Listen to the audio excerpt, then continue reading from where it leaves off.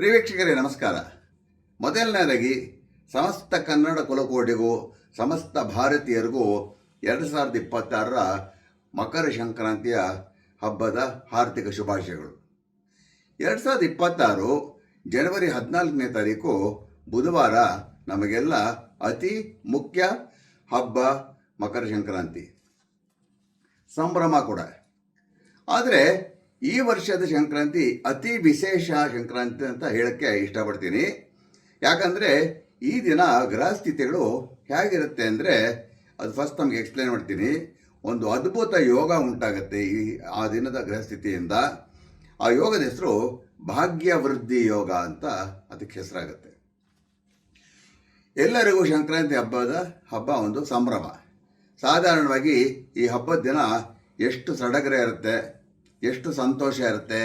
ಮನೆ ಮಂದಿಯೆಲ್ಲ ಎಲ್ಲರೂ ಕೂಡಿ ಒಳ್ಳೊಳ್ಳೆ ಅಡುಗೆ ಮಾಡ್ಕೊಂಡು ತಿನ್ನೋದು, ಜೊತೆಯಲ್ಲಿ ನಗನಗ್ತಾ ಕಾಲ ಕಳೆಯೋದು, ಈ ರೀತಿ ಬಹಳ ಆನಂದಮಯ ದಿನ ಇದು. ಆದರೆ ಒಂದು ಕಡೆ ಇನ್ನೂ ಕೆಲವರಲ್ಲಿ ಯಾವ ಸಂಭ್ರಮವೂ ಇರೋದಿಲ್ಲ. ಏನೋ ಕಷ್ಟಗಳು, ಅನಾರೋಗ್ಯ, ದುಡ್ಡಿನ ಸಮಸ್ಯೆ, ಮಕ್ಕಳ ವಿದ್ಯಾಭ್ಯಾಸದ ಅಡಚಣೆಗಳು, ಸಂಬಂಧಗಳು ಕೆಟ್ಟು ಹೋಗಿರುತ್ತೆ. ಯಾರೂ ನೋಡ್ಕೊಳ್ಳೋಕ್ಕಿಲ್ದಿರೋಂಥ ವಯೋವೃದ್ಧರು, ವಯಸ್ಸಾದ ಪೋಷಕರು, ಇನ್ನಷ್ಟು ಮಂದಿ ಬಹಳ ಹತ್ತಿರವನ್ನು ಕಳ್ಕೊಂಡಿರ್ತಾರೆ ಏನೇನೋ ಆಕ್ಸಿಡೆಂಟ್ಗಳಲ್ಲಿ ಅಥವಾ ಕಾಯಿಲೆಗಳಿಂದ. ಅತಿ ಬಡತನದಿಂದ ಕುಗ್ಗಿ ಹೋಗಿರೋರು, ಈ ರೀತಿ ನಾನಾ ಸಮಸ್ಯೆಗಳಿಂದ ನರಳುತ್ತಾ ಇರೋರಿಗೆ ಯಾವ ಹಬ್ಬನೂ ಇಲ್ಲ ವೀಕ್ಷಕರೇ. ಆದರೆ ಈ ಸಂಕ್ರಾಂತಿ ಇದೆಯಲ್ಲ, ಇದು ನಮಗೆ ಒಂದು ದೇವರದೊಂದು ವರ ಅಂತ ಹೇಳಬೇಕಾಗತ್ತೆ. ಈ 2026 ಅತಿ ಶ್ರೇಷ್ಠ ದಿನ ಹಣ ಖರ್ಚಾಗದೆ, ದುಡ್ಡು ಖರ್ಚಾಗದೆ ಇರೋಂಥ ಕೆಲವು ಸರಳ ಪರಿಹಾರಗಳನ್ನು ಯಾರು ಬೇಕಾದರೂ ಮಾಡಿಕೊಂಡ್ರೂ ಕಷ್ಟಗಳು ದೂರ ಆಗುತ್ತೆ, ಇಷ್ಟಾರ್ಥಗಳು ಸಿದ್ಧಿಸುತ್ತೆ, ಮನಸ್ಸಿಗೆ ನೆಮ್ಮದಿ ಸಿಗುತ್ತೆ, ಆಸೆಗಳನ್ನು ಈಡೇರುತ್ತೆ. ಆಸೆಗಳು ಅಂದರೆ ರೀಸನಬಲ್ ಡಿಸೈರ್ಸ್ ಅಂತೀವಲ್ಲ, ಆ ರೀತಿಯಲ್ಲಿ. ಸಾಕ್ಷಾತ್ ಸೂರ್ಯನಾರಾಯಣ ಸ್ವಾಮಿಯ ಕೃಪಾ ಕಟಾಕ್ಷಕ್ಕೆ ನಮಗೊಂದು ಒಳ್ಳೆಯದಾಗತ್ತೆ. ಸೂರ್ಯನಾರಾಯಣ ಸ್ವಾಮಿ ಕೃಪಾ ಕಟಾಕ್ಷದಿಂದ ಕಷ್ಟಗಳು ದೂರ ಆಗುತ್ತೆ ಅಥವಾ ತಿಳಿಯಾಗತ್ತೆ, ಜೀವನದಲ್ಲಿ ನಿಜವಾದ ಬೆಳಕನ್ನು ನೋಡ್ಬೋದು. ಈ ದಿನ ಅಂದರೆ 2026 ಜನವರಿ 14ನೇ ತಾರೀಕು ಬುಧವಾರ ಮಕರ ಸಂಕ್ರಾಂತಿಯ ಮಹಾಪುಣ್ಯಕಾಲ ಇರುತ್ತೆ. ಪ್ರತಿ ಸಂಕ್ರಾಂತಿಗೂ ಒಂದು ಮಹಾಪುಣ್ಯಕಾಲ ಅಂತ ಇರುತ್ತೆ, ಅಂದರೆ ಅತಿ ಶ್ರೇಷ್ಠವಾಗಿರೋ ಸಮಯ ಅಂತ. ಸೊ ಈ ದಿನ ಮಧ್ಯಾಹ್ನ 3 ಗಂಟೆ 13 ನಿಮಿಷದಿಂದ ಸಂಜೆ 5 ಮಹಾಪುಣ್ಯಕಾಲ ಅಂತ ಇರುತ್ತೆ. ಈ ಸಮಯಕ್ಕೆ ನಾವು ಒಂದು ಕುಂಡಲಿ ಹಾಕಿದಾಗಂದರೆ 3 ಗಂಟೆ 13 ನಿಮಿಷಕ್ಕೆ ಒಂದು ಕುಂಡಲಿ ಹಾಕಿದಾಗ ಭಾಗ್ಯವೃದ್ಧಿ ಯೋಗ ಅಂತ ಉಂಟಾಗತ್ತೆ. ಅಂದರೆ ನೋಡಿ, ಈ ದಿನ ಪುಣ್ಯಕಾಲ ಆರಂಭಕ್ಕೆ ಕುಂಡಲಿ ಹಾಕಿದಾಗ ಗ್ರಹಸ್ಥಿತಿಗಳು ಈ ರೀತಿಯಲ್ಲಿರುತ್ತೆ. ವೃಷಭ ಲಗ್ನ ಇರುತ್ತೆ, ದ್ವಿತೀಯದಲ್ಲಿ ಅಂದರೆ ಮಿಥುನದಲ್ಲಿ ವಕ್ರಗುರು, ಚತುರ್ಥದಲ್ಲಿ ಕೇತು ಅಂದರೆ 4ನೇ ಮನೆಯಲ್ಲಿ ಸಿಂಹರಾಶಿಯಲ್ಲಿ, ಸಪ್ತಮದಲ್ಲಿ ವೃಶ್ಚಿಕದಲ್ಲಿ ನೀಚಭಂಗ ಚಂದ್ರ, ಅಷ್ಟಮದಲ್ಲಿ ಬುಧ ಇರ್ತಾನೆ, 9ನೇ ಮನೆ ಅಂದರೆ ಭಾಗ್ಯಸ್ಥಾನದಲ್ಲಿ ಹಾಗೂ ಪಿತೃಸ್ಥಾನದಲ್ಲಿ ರವಿ, ಶುಕ್ರ ಹಾಗೂ ಕುಜ ಇರ್ತಾರೆ. ಆ್ಯಕ್ಚುಲಾಗಿ ನೋಡಿ, ಈ ರವಿ ಕುಜ ಶುಕ್ರನ ಸಂಯೋಜನೆ ಇದೆಯಲ್ಲ, ಈ ಜಾತಕದಲ್ಲಿ 9ನೇ ಮನೆಯಲ್ಲಿ ಇದು ಬಹಳ ಮುಖ್ಯವಾಗಿರುವಂಥದ್ದು. ಇದೇ ಆ ಯೋಗನ ಉಂಟು ಮಾಡ್ತಾ ಇರೋದು. 10ನೇ ಮನೆ ಅಂದರೆ ಕರ್ಮಸ್ಥಾನದಲ್ಲಿ ರಾಹು ಇರ್ತಾನೆ, ಲಾಭಸ್ಥಾನದಲ್ಲಿ ಯೋಗಕಾರಕ ಶನಿ. ಇಲ್ಲಿ ಭಾಗ್ಯವೃದ್ಧಿ ಯೋಗ ಹೇಗೆ ಉಂಟಾಗತ್ತೆ ಅಂತ ಅದು ನಾನು ನಿಮಗೆ ಎಕ್ಸ್ಪ್ಲೇನ್ ಮಾಡ್ತೀನಿ. ಲಗ್ನಾಧಿಪತಿ ಶುಕ್ರ ಹಾಗೂ ಸಪ್ತಮಾಧಿಪತಿ ಕುಜ ಇಬ್ಬರು 9ನೇ ಮನೆ ಅಂದರೆ ಭಾಗ್ಯಸ್ಥಾನದಲ್ಲಿ ಚತುರ್ಥಾಧಿಪತಿ ರವಿ ಜೊತೆ ಮಿಲನ ಆಗ್ತಾರೆ. ಚತುರ್ಥಕ್ಕೂ ಒಂದು ಮೋಕ್ಷ ಸ್ಥಾನ ಅಂತ ಹೇಳ್ತೀವಿ, ಮತ್ತು ಕೇಂದ್ರ ಅಂತಲೂ ಹೇಳ್ತೀವಿ. ಅಂದರೆ ರಾಷ್ಟ್ರಾಧಿಪತಿ ಶುಕ್ರ ಸ್ಥಾನಾಧಿಪತಿ ಹಾಗೂ ಮಂಗಳ ಸಪ್ತಮಾದಿಗಳ ಮಿಲನ ಉಂಟಾಗುತ್ತೆ ಇಲ್ಲಿ ಭಾಗ್ಯಸ್ಥಾನದಲ್ಲಿ. ಇದು ಅತಿ ಶ್ರೇಷ್ಠ ಯೋಗ. ಯಾರದೇ ಜಾತಕದಲ್ಲಿ ರಾಷ್ಟ್ರಾಧಿಪತಿ, ಚತುರ್ಥಾಧಿಪತಿ, ಸಪ್ತಮಾಧಿಪತಿ ಭಾಗ್ಯಸ್ಥಾನದಲ್ಲಿ ಮಿಲನ ಆದರೆ ಅದೊಂದು ಭಾಗ್ಯ ಯೋಗ ಅಂತಲೇ ಅದು ಬರುತ್ತೆ. ಈ ಸರ್ತಿ ಬಂದಿದ್ದು ಭಾಗ್ಯವೃದ್ಧಿ ಯೋಗ ಅಂತ ಬರುತ್ತೆ. ಯಾಕಂದರೆ ಆ ದಿನ ಸಂಕ್ರಾಂತಿ ದಿನ ವೃದ್ಧಿ ಯೋಗ ಅಂತಲೇ ಇರುತ್ತೆ ಅವತ್ತು. ಈ ವಿಶೇಷ ಗ್ರಹಸ್ಥಿತಿಯಿಂದ ಒಂದು ಸರಳ ಪರಿಹಾರ ಮಾಡಿಕೊಂಡ್ರೆ ಎಲ್ಲ ರಾಶಿಯವರೆಗೂ ತಕ್ಕ ಮಟ್ಟಿಗೆ ಇಷ್ಟಾರ್ಥ ಸಿದ್ಧಿಯಾಗುತ್ತೆ, ಅವರ ಆಸೆಗಳು ಈಡೇರುತ್ತೆ, ಕಷ್ಟಗಳು ಸ್ವಲ್ಪ ತಿಳಿಯಾಗತ್ತೆ, ದೂರನೂ ಹೋಗ್ಬೋದು, ರೋಗ ಮುಕ್ತರಾಗ್ಬೋದು. ಇಲ್ಲಿ ಒಂದು ಬಹಳ ಮುಖ್ಯ ವಿಷಯ ಹೇಳಕ್ಕೆ ಪಡ್ತೀನಿ ವೀಕ್ಷಕರೇ. ಈ ಸಂಕ್ರಾಂತಿ ಪ್ರತ್ಯೇಕವಾಗಿ ಅಫ್ಕೋರ್ಸ್ ಹೇಳಿದಾಗ ಎಲ್ಲ ರಾಶಿಯವರು ಮಾಡ್ಕೋಬೋದು, ಬಟ್ ಪ್ರತ್ಯೇಕವಾಗಿ 2 ರಾಶಿಯವರಿಗೆ, ಅದೇ ವೃಷಭ ಹಾಗೂ ಮಕರ ರಾಶಿಯವರಿಗೆ ನಾನು ಹೇಳೋ ಪರಿಹಾರ ನಿಷ್ಠೆಯಿಂದ ಮಾಡಿಕೊಂಡ್ರೆ ಸ್ವಲ್ಪ ಎಕ್ಸ್ಟ್ರಾ ಬೋನಸ್ ಅಂತಲೂ ಹೇಳ್ಬೋದು. ಖಂಡಿತವಾಗಿ ಎಲ್ಲ ರಾಶಿಯವರು ಕೂಡ ನಾನು ಹೇಳೋ ಪರಿಹಾರಗಳಿಂದ ಇಷ್ಟಾರ್ಥಗಳು ಸಿದ್ಧಿಸುತ್ತೆ. ವೃಷಭ ಹಾಗೂ ಮಕರ ರಾಶಿಯವರಿಗೆ ಒಂದು 10 to 20% ಎಕ್ಸ್ಟ್ರಾ ಅಂತೀವಲ್ಲ ಹಾಗೆ. ಎಲ್ಲ ರಾಶಿಯವರಿಗೂ 7 ರಿಂದ 9 ತಿಂಗಳೊಳಗೆ ಫಲಪ್ರಾಪ್ತಿ ಆಗುತ್ತೆ, ಇಷ್ಟಾರ್ಥ ಸಿದ್ಧಿನೂ ಆಗುತ್ತೆ. ನಾನು ಈ 2 ರಾಶಿಗಳು ಸ್ವಲ್ಪ ಎಕ್ಸ್ಟ್ರಾ ಅಂತ ಹೇಳಿದ್ನಲ್ಲ, ರಾಶಿಯವರು ಕಾಯ್ತಾ ಇರ್ತಾರೆ. ಬೇರೆಯವರು ಬೇಜಾರು ಮಾಡ್ಕೊಳ್ಳೋದು ಬೇಡ, ಯಾಕೆಂದರೆ ಅವ್ರಿಗೂ ಸರಿಯಾಗಿ ಬರುತ್ತೆ. ದೇವರು ಫೇವರೇಟಿಸಮ್ ಅಂತ ಮಾಡೋದಿಲ್ಲ. ಬಟ್ ಈ ಗ್ರಹಸ್ಥಿತಿಗಳಿಂದ ಒಂಚೂರು ಎಕ್ಸ್ಟ್ರಾ ಬಿಡಿ, ಅನ್ನಕ್ಕೆ ಎಕ್ಸ್ಟ್ರಾ ತುಪ್ಪ ಹಾಕ್ಕೊಂಡಂಗೆ ಅಂತ. ಸೊ ವೃಷಭ ಇವಾಗ ಸಪ್ತಮದಲ್ಲಿ ಅಂದರೆ 7ನೇ ಮನೆಯಲ್ಲಿ ನೀಚಭಂಗ ಚಂದ್ರ ಇರೋದ್ರಿಂದ ವೃಷಭ ರಾಶಿಯ ಅವಿವಾಹಿತರಿಗೆ ವಿವಾಹ ಯೋಗ ಪ್ರಾಪ್ತಿ ಆಗ್ಬೋದು, ಅಂದರೆ ಮದುವೆ ಫಿಕ್ಸ್ ಆಗ್ಬೋದು. ಕರ್ಮಸ್ಥಾನ ಅಂದರೆ 10ನೇ ಮನೆ ಮೇಲೆ ಗುರು ದೃಷ್ಟಿ ಇರೋದ್ರಿಂದ ನೌಕರಿ ಅಥವಾ ಉದ್ಯಮದಲ್ಲಿ ಒಳ್ಳೊಳ್ಳೆ ಬೆಳವಣಿಗೆಗಳು ಉಂಟಾಗ್ಬೋದು. ಲಾಭಸ್ಥಾನಾಧಿಪತಿ ಗುರು ಹಾಗೂ ಧನಸ್ಥಾನಾಧಿಪತಿ ಬುಧ ಪರಸ್ಪರ ದೃಷ್ಟಿ ಒಬ್ಬರ ಮೇಲೆ ಹಾಕಿರೋದ್ರಿಂದ ಪಿತ್ರಾರ್ಜಿತ ಆಸ್ತಿಗೆ ಸಂಬಂಧಪಟ್ಟ ಹಾಗೆ ಶುಭ ಉಂಟಾಗತ್ತೆ. ರಾಷ್ಟ್ರಾಧಿಪತಿ ಶುಕ್ರ ಹಾಗೂ ಸಪ್ತಮಾಧಿಪತಿ ಕುಜ ಇಬ್ಬರು 9ನೇ ಮನೆ ಅಂದರೆ ಭಾಗ್ಯಸ್ಥಾನದಲ್ಲಿರೋದ್ರಿಂದ ದಂಪತಿಗಳು ಇಬ್ಬರಿಗೂ ಬೇರೆ ಬೇರೆ ರೀತಿಯ ಧನಪ್ರಾಪ್ತಿ ಉಂಟಾಗುತ್ತೆ. ಇಬ್ಬರಿಗೂ ಅವರವರ ಮೂಲಗಳಿಂದ, ಬೇರೆ ಮೂಲಗಳಿಂದ ಅವರಿಗೆ ಧನಪ್ರಾಪ್ತಿ ಆಗ್ಬೋದು. ಸ್ವಲ್ಪ ಅನ್ಎಕ್ಸ್ಪೆಕ್ಟೆಡ್ ಆಗಿ ಪಿತೃಸ್ಥಾನಾಧಿಪತಿ ರವಿ ಲಾಭಸ್ಥಾನದಲ್ಲಿರೋದ್ರಿಂದ ತಂದೆಯಿಂದ ಹಾಗೂ ತಂದೆಗೂ ಸಹ ಧನಲಾಭ ಉಂಟಾಗುತ್ತೆ. ಕರ್ಮಸ್ಥಾನ ಅಂದರೆ 10ನೇ ಮನೆಯಲ್ಲಿ ರಾಹು ಇರೋದ್ರಿಂದ ಇಂಪೋರ್ಟ್ ಎಕ್ಸ್ಪೋರ್ಟ್ ಬಿಸ್ನೆಸ್ ಅಂದರೆ ಓವರ್ಸೀಸ್ಗೆ ಸಂಬಂಧಪಟ್ಟಿದ್ದು ಮಾಡ್ತಾ ಇರ್ತಾರಲ್ಲ, ಅಥವಾ ಓವರ್ಸೀಸಲ್ಲಿ ಕೆಲಸ ಮಾಡೋರು ಇರ್ತಾರಲ್ಲ, ಅವರಿಗೆ ಸ್ವಲ್ಪ ಹೆಚ್ಚಿನ ಲಾಭ ಉಂಟಾಗುತ್ತೆ. ಸಿಂಹದಲ್ಲಿ ಕೇತು ಇದ್ದು ಚತುರ್ಥಾಧಿಪತಿ ರವಿ ಭಾಗ್ಯದಲ್ಲಿದ್ದರೆ ಮಕರ ರಾಶಿಯವರಿಗೆ ಮಂತ್ರ ದೀಕ್ಷೆ ಅಥವಾ ದೇವತಾ ಕನಸುಗಳು ಪ್ರಾಪ್ತಿ. ಇಷ್ಟು ವೃಷಭ ರಾಶಿಯ ಫಲಾಫಲಗಳು. ಈಗ ಮಕರ ರಾಷ್ಟ್ರಾಧಿಪತಿ ಶನಿ 3ನೇ ಮನೆ ಅಂದರೆ ತೃತೀಯದಲ್ಲಿ ಮೀನದಲ್ಲಿರೋದ್ರಿಂದ ಹೆಚ್ಚು ಕಡಿಮೆ ಮಕರ ರಾಶಿಯವರಿಗೆ ಎಲ್ಲ ಕ್ಷೇತ್ರಗಳಲ್ಲೂ ಸ್ವಲ್ಪ ಯಶಸ್ಸು ಸಿಗುತ್ತೆ. ಅಶುಭ ವ್ಯಯಾಧಿಪತಿ ವಕ್ರಗುರು ಮಕರ ರಾಶಿ ಅಥವಾ ಮಕರದಲ್ಲಿ ಸಾಧಾರಣವಾಗಿ ಗುರು ಸ್ವಲ್ಪ ಅಶುಭ ಗ್ರಹ ಅಂತ ಇದನ್ನು ಆವಾಗ ಹೇಳ್ತಾ ಇರ್ತೀನಿ.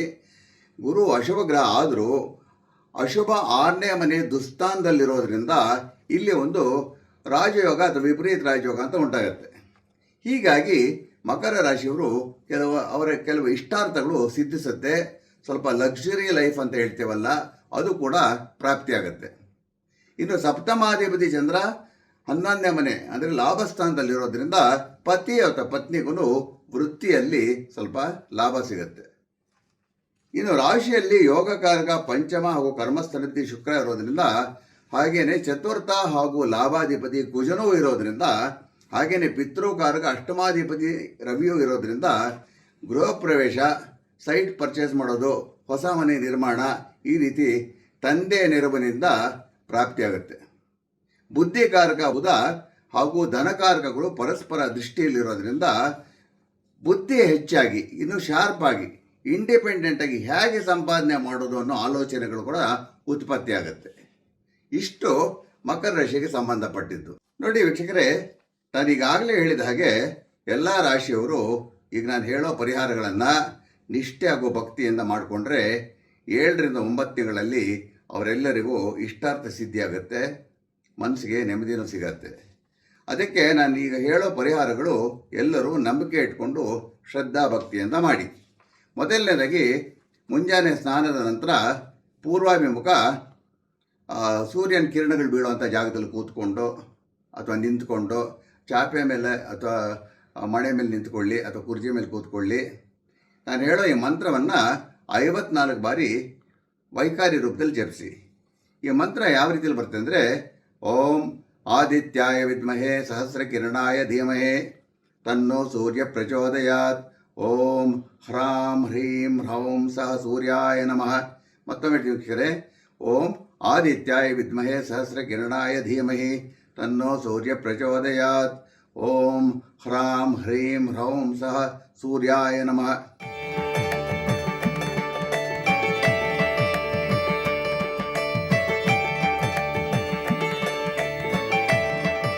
ಸಂಕ್ರಾಂತಿಯ ಹಿಂದಿನ ದಿನ, ಸಂಕ್ರಾಂತಿ ದಿನ ಹಾಗೂ ಸಂಕ್ರಾಂತಿಯ ಮುಂದಿನ ದಿನ ಸಸ್ಯಾಹಾರ ಮಾತ್ರ ಸೇವನೆ ಮಾಡಿಕೊಳ್ಳಿ.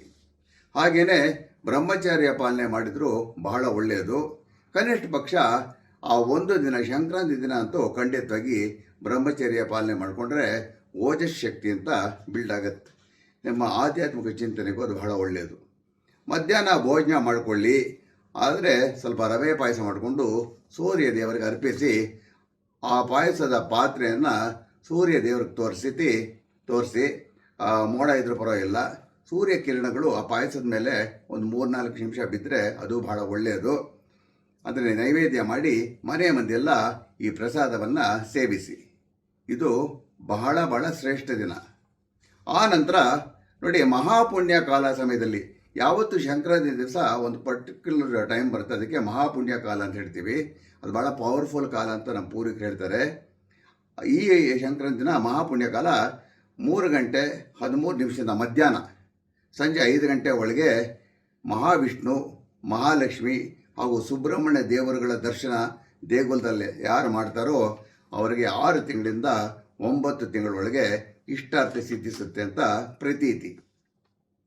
ಕೈಕಾಲು ತೊಳ್ಕೊಂಡು ಸರಿಯಾಗಿ ಪುಣ್ಯಕಾಲದ ಆರಂಭಕ್ಕೆ 12 ನಿಮಿಷದ ಮುಂಚೆ ಹಾಗೂ ಪುಣ್ಯಕಾಲದ ನಂತರ 12 ನಿಮಿಷದ ಒಳಗೆ, ಅಂದರೆ ಮಧ್ಯಾಹ್ನ 3 ಗಂಟೆ 1 ನಿಮಿಷದಿಂದ ಸಂಜೆ 5 ಗಂಟೆ 12 ನಿಮಿಷದ ಒಳಗೆ ಯಾರು ಮಹಾವಿಷ್ಣು, ಮಹಾಲಕ್ಷ್ಮಿ ಹಾಗೂ ಸುಬ್ರಹ್ಮಣ್ಯ ದೇಗುಲಗಳಿಗೆ ಈ ಸಮಯದಲ್ಲಿ ಈಗ ಹೇಳೋ ಪದಾರ್ಥಗಳನ್ನು ಅರ್ಪಿಸ್ತಾರೋ ಅವರಿಗೆ ಇಷ್ಟಾರ್ಥ ಸಿದ್ಧಿ. ಕೆಲವು ದೇಗುಲಗಳು 4 ಗಂಟೆ ಮೇಲೆ ತೆರೆಯೋದು, ಅದು ನೀವೇ ವಿಚಾರಿಸ್ಕೋಬೇಕಾಗತ್ತೆ. ಹಿಂದಿನ ದಿನ ಅಥವಾ ಸಂಕ್ರಾಂತಿ ದಿನ ಈಗ ನಾನು ಹೇಳೋ ಕೆಲವು ಸಿಂಪಲ್ ಆಗಿರುವಂಥ ಪದಾರ್ಥಗಳನ್ನು ಸಿದ್ಧಪಡಿಸ್ಕೊಳ್ಳಿ. ಒಂದು 3 ಬುಟ್ಟಿಗಳು ತೊಗೊಳ್ಳಿ. ಟೋಟಲ್ ನೀವು ಖರೀದಿ ಮಾಡಬೇಕಾಗಿರೋದು ಸ್ವಲ್ಪ ಕೆಂಪು ಹೂಗಳು, ರೋಜಾ ಹೂಗಳು, ಮುಳ್ಳಿನ ಹೂಗಳು ಬೇಡ, ಸ್ವಲ್ಪ ಕೆಂಪು ವಸ್ತ್ರ, ಸ್ವಲ್ಪ ತೊಗರಿಬೇಳೆ, ಸ್ವಲ್ಪ ಹೆಸರು ಕಾಳು ಹಾಗೂ ಸ್ವಲ್ಪ ಒಣ ಅವರೆಕಾಳು. 1/4 kgದು ಒಂದು 3 ಪ್ಯಾಕೆಟ್ ಮಾಡ್ಕೊಳ್ಳಿ ಕಾಳುಗಳನ್ನು. ಕೆಂಪು ವಸ್ತ್ರ ಒಂದು ಅರ್ಧ ಬಿಟ್ಟರು 3 ಪೀಸ್ ಇಟ್ಕೊಳ್ಳಿ. ಹೂಗಳೊಂದಷ್ಟು ಇಟ್ಕೊಳ್ಳಿ. ಹಾಗೆಯೇ 21 ವೀಳ್ಯದೆಲೆ, 12 ಬಾಳೆಹಣ್ಣು, 6 ಜುಟ್ಟಿರೋ ತೆಂಗಿನಕಾಯಿ, 3 ಬೆಲ್ಲದ ಅಚ್ಚುಗಳು, ಹಾಗೆಯೇ ಸ್ವಲ್ಪ ಅಡಿಕೆ. ಇಷ್ಟನ್ನು ಈಕ್ವಲ್ ಆಗಿ 3 ಭಾಗ ಮಾಡಿ ಬುಟ್ಟಿಗಳಲ್ಲೋ ತಟ್ಟೆಗಳಲ್ಲೋ ಇಟ್ಕೊಳ್ಳಿ. ಅಂದರೆ ಒಂದೊಂದು ಭಾಗದಲ್ಲಿ ಸ್ವಲ್ಪ ಕೆಂಪು ಹೂಗಳು, 7 ವೀಳ್ಯದೆಲೆ, 1 ಪ್ಯಾಕೆಟ್ ತೊಗರಿಬೇಳೆ, 4 ಬಾಳೆಹಣ್ಣು, 2 ಜುಟ್ಟಿರೋ ತೆಂಗಿನಕಾಯಿ, 1 ಬೆಲ್ಲದ ಅಚ್ಚು, ಸ್ವಲ್ಪ ಅಡಿಕೆ, ಹೆಸರು ಕಾಳು ಹಾಗೂ ಸ್ವಲ್ಪ ಒಣವರೆಕಾಳು ಬೇರೆ ಬೇರೆ ಪ್ಯಾಕೆಟ್ಗಳಲ್ಲಿ ಸಿದ್ಧಪಡಿಸ್ಕೊಳ್ಳಿ. ನೋಡಿ ವೀಕ್ಷಕರೇ, ಮೊದಲು ಮಹಾವಿಷ್ಣುವಿನ ಯಾವುದೇ ರೂಪದ ದೇಗುಲಕ್ಕೆ ಹೋಗಿ ಶ್ರೀರಾಮ, ಕೃಷ್ಣ, ರಂಗನಾಥ, ವೆಂಕಟೇಶ್ವರ ಅಥವಾ ಯೋಗ ನರಸಿಂಹಸ್ವಾಮಿ ಹೋಗಿ ಒಂದು ಬುಟ್ಟೆಯಲ್ಲಿ ಅರ್ಪಿಸಿ. ಅಲ್ಲೇ ಅಮ್ಮನವರು ಪದ್ಮಾವತಿ ಅಥವಾ ಬೇರೆ ಅಮ್ಮನವರು ರೂಪದಲ್ಲಿ ಗಾಯತ್ರಿ, ಪಾರ್ವತಿ, ದುರ್ಗಾ ಯಾವುದೇ ಅಮ್ಮನವರ ರೂಪದಲ್ಲಿದ್ದರೆ ಅಮ್ಮನವರಿಗೆ ಒಂದು ಬುಟ್ಟಿಯನ್ನು ಆ ರೀತಿಯಲ್ಲಿ ಅರ್ಪಿಸಿ. ಅಲ್ಲಿ ಅರ್ಚಕರಿಗೆ ಹೇಳಿ ನಿಮಗೆ ಅನುಕೂಲ ಮಾಡಿಕೊಡ್ತಾರೆ. ಅಲ್ಲಿಂದ ಯಾವುದಾದ್ರೂ ಸುಬ್ರಹ್ಮಣ್ಯ ದೇವರ ಗುಡಿಗೆ, ಸುಬ್ರಹ್ಮಣ್ಯ ದೇವರಿಗೆ ಒಂದು ಬುಟ್ಟಿಯನ್ನು ಅರ್ಚಕರು ಕೊಟ್ಟು ದೇವರಿಗೆ ಈ 3 ಸ್ಥಳದಲ್ಲಿ ದೇವರಿಗೆ ಸಾಷ್ಟಾಂಗ ನಮಸ್ಕಾರ ಮಾಡಿಕೊಂಡು ಮನೆಗೆ ತೆರಳಿ. ಒಂದೇ ದೇಗುಲದಲ್ಲಿ 3 ದೇವರುಗಳು ಇದ್ದರೂ ಅಲ್ಲೂ ಕೂಡ 3 ಬುಟ್ಟಿಗಳನ್ನ ಅರ್ಪಿಸ್ಬೋದು. ಹಾಗೆಯೇ ಅಲ್ಲೇ ದೇಗುಲದ ಯಾವುದೇ ಭಾಗದಲ್ಲಿ ಕುಳಿತು ಇದೆಲ್ಲ ಮಾಡಿದ ಮೇಲೆ ಕೂಡಲೇ ಹೊರಗೆ ಬರಬೇಡಿ. ಒಂದು ಮೂಲೆಯಲ್ಲಿ ಕೂತ್ಕೊಂಡು 5 ನಿಮಿಷಗಳ ಕಾಲ ಮೊದಲಿಗೆ ಅಷ್ಟಾಕ್ಷರ ಮಂತ್ರ ಓಂ ನಮೋ ನಾರಾಯಣಾಯ ಅಂತ ಈ ಮಂತ್ರ ಜಪಿಸಿ.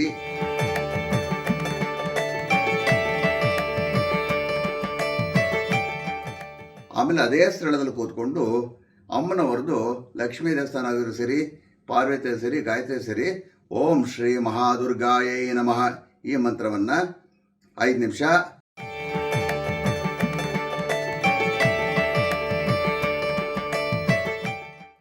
ಆ ನಂತರ ಸುಬ್ರಹ್ಮಣ್ಯ ದೇವರಲ್ಲೇ ಇದ್ದರೆ ಅಥವಾ ಬೇರೆ ಗುಡಿಯಲ್ಲಿ ಓಂ ಶರವಣ ಭವಾಯ ನಮಃ ಅಂತ 5 ನಿಮಿಷ ಈ 3 ಮಂತ್ರಗಳನ್ನ 5 ನಿಮಿಷ ಜಪಿಸ್ಬಿಟ್ಟು ಆ ನಂತರ ಮನೆಗೆ ತೆರಳಿ.